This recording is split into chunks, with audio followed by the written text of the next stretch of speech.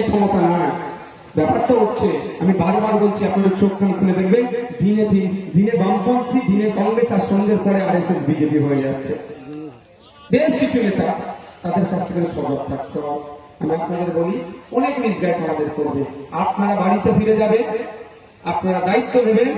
আগামী জুন মাসের 1 তারিখে সকাল সকাল কোথায় ভোট দেবেন? সকাল সকাল ধান চিহ্নে ভোটটা দিয়ে আমাদের এখান থেকে ব্যাপকভাবে লিড দেবেন। আমি আপনাদের কথা দিচ্ছি, এই লিডের নেওয়ার পরে আমাদের অ্যাডভোকেট নুর আলম খান আপনাদের প্রতিনিধি হয়ে দেশের যেখানে আইন তৈরি হবে, দেশে সারা দেশে 543 জন মিলে আইন তৈরি করে, ওর মধ্যে থেকে ভাঙড় বা যাদবপুর থেকে আমরা আমাদের পক্ষ থেকে পাঠাবো।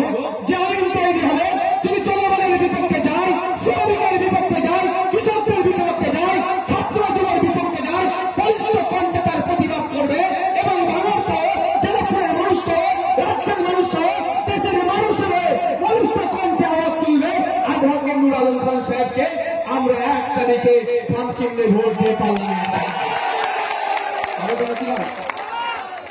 সময় আছে, আরো আগামী দিনে আরেক কথা বলবো, আস্তে আস্তে বিদায় নিই। তবে একটা জিনিস করবো, একটু শুনলেন, ওই দেখাচ্ছে সিগন্যাল।